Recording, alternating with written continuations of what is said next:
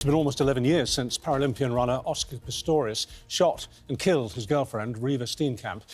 And her mother, June, says that there can never be justice if your loved one is never coming back to you. And last week, Oscar Pistorius was released on parole after serving just 9 years behind bars. I'm going to be speaking to Reeva's mum, June Steenkamp, in her first UK TV interview in just a moment. June, look, our condolences to you because Barry died in September last year. You have suffered so much loss, so much grief, and our hearts are always with you. I want to ask you first, you have very good reasons, don't you, for wanting to do this interview this morning? Yes, I have very good reasons, because your program and everybody in it have always been concerned about me. I am British, and I feel very strongly that, you know, I came to do breakfast shows during the trial, and, you know, you've cared for me and you wanted to know what was going on with me, and I appreciate that. And that's why I'm doing this interview today. To thank you for what you've done for me. Thank you. Well, we've simply been doing our jobs, to be honest with you, but we're very glad that you've taken it that way. Oh, thank you. Thank you. Thank you for sharing your time with us. Two questions, really. What did you think when you heard what the sentence was going to be? And how do you feel now that he's out? I must say, with him coming out, he has to come out. It's inevitable. And I realize that. We cannot keep him inside. He's on parole now, and it's not going to make any difference to my life. He's done what he's done already, and I can't do anything about that. And I've lost the most beautiful, wonderful child. And now I've been without her for so many years, and I miss her every day. That's the parole story. But I mean, he's never told the truth. I don't believe he's told the truth at all, and he's never shown any remorse. So I have to accept that. We have to accept you know, for the law to take its course. And that's what Barry and I did. But I think my husband died of a broken heart. He was very strange when he died. He just went to bed early and he just passed away in his sleep. But he could not live without our daughter. She was the most wonderful person, the most loving, caring. She loved us and cared for us. So, but it doesn't matter that he's on parole, because it's inevitable. Well, you're right. Under South African law, it is. In this country, as you know, we have minimum sentences which have to be served. But I suppose really what I was asking is, do you think that he was given long enough in jail before coming out on parole? No, I don't. No, I don't believe. No, I don't. It seemed pathetic initially when we got the 6-year sentence from Masika. And, you know, I just felt that she didn't, that she was giving, it was too little. She kind of treated him, you know, like a child almost, you know, go home and be a good boy type of thing.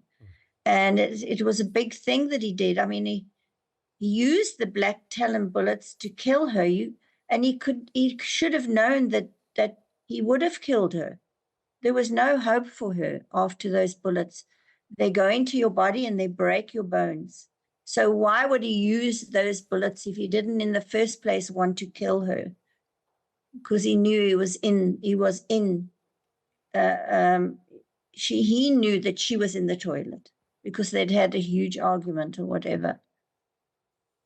June, it's the details of the case are utterly shocking, because he has always said, I thought there was a burglar in the house who was then in the toilet behind a shut door, and therefore I fired through a closed door into that toilet. And it's inconceivable that if you're sharing your bed with someone and you hear a noise in the bathroom, that you would automatically think it was a burglar and not actually your other half. I mean, the story just has never stacked up. No, it's absolutely horrifying. It is a thought-up story, I don't think, by him. but as somebody. It seems to me, this is what goes on in my mind, that someone helped him with a story, but the story was pathetic. I mean, everyone said that. And so insulting.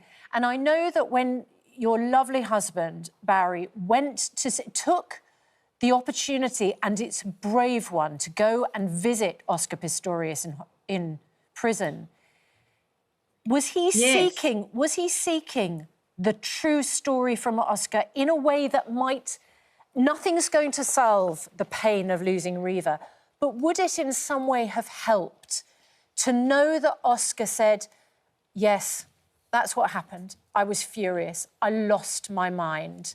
I did something awful and I'm sorry. Would that in some way have helped? Yes, I mean, he lost his temper. He's got no control over his temper. And he lost his temper because she said, I'm leaving. I don't want to be involved with you. I mean, her clothes were packed ready and everything. So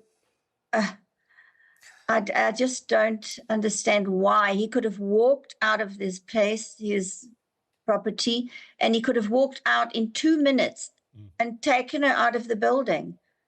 But instead, he in the court, he said to somebody, but he didn't say he's saying that to Reeva. He said he's saying it to the guy in the bathroom. He thought was in the bathroom. Get out of my effing house, at the top of his voice. Get out of my effing house.